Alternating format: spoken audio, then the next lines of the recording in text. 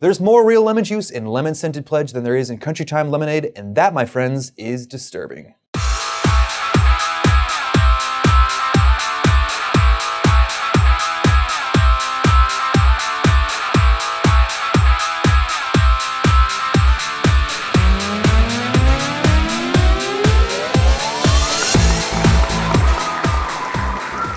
Thank you, and welcome to That's the Facts of Life, where we go through all the topics that matter to you and bring you just the facts.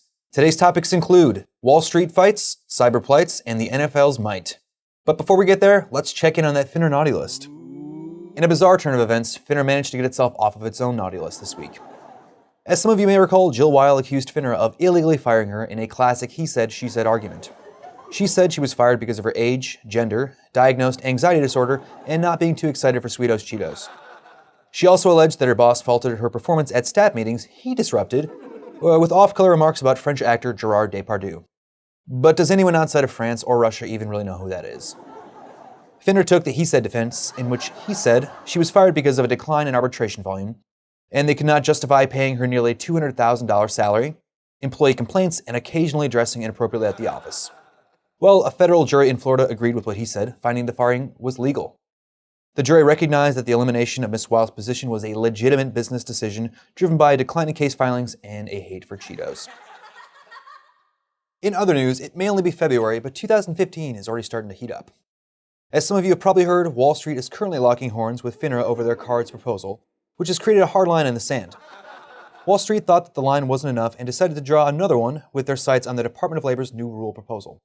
And this one could be ending in a good old-fashioned Jets versus Sharks rumble. The new rule would require brokers to act in their retirement clients' best interest, a standard known as the fiduciary duty. Those in favor say it would help protect retirement savers. Those opposed say it would substantially increase costs and throw the retirement system into chaos, not seen since Neo came back to the Matrix. The proposal is about to go to the Office of Management and Budget for review. Although the rule's future is uncertain, the battle is already growing nasty and seems to be moving too fast and too furious. In lighter news, FINRA and the SEC released reports confirming no one is safe from the interwebs. But North Korea and competitors are safe. Both of these reports pertain to cybersecurity, and the results were not concerning really at all. The SEC conducted exams of 57 brokers and 49 registered investment advisors on various cybersecurity issues and found that only 88% of brokers and 74% of advisors have experienced cyber attacks. Wait, that is concerning. No, because 93% of brokers and 83% of advisors have adopted written information security policies. So they have a piece of paper in place to defend against a digital threat. Isn't that like bringing a knife to a gunfight? I mean, I'm no expert on rock, paper, scissors, but I'm pretty sure that a Trojan horse beats a piece of paper every time. The report also disclosed that more brokers have cybersecurity insurance and are further along in protecting their practices from cyber attacks than advisors. Brokers and advisors should carefully review both reports since each one takes a different approach. FINRA's approach highlights practices brokers should adopt, and the SEC's report will let you know arbitrary numbers from a minuscule sampling size of a gigantic industry. Finally, the NFL season may be coming to an end, but for one lucky firm in Minnesota, the football season goes on all year long.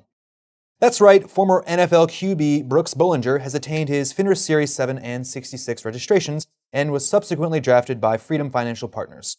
As a kid growing up in Grand Forks, North Dakota, he knew one day he would play in the NFL. Unlike other kids, though, his true love was investment advising.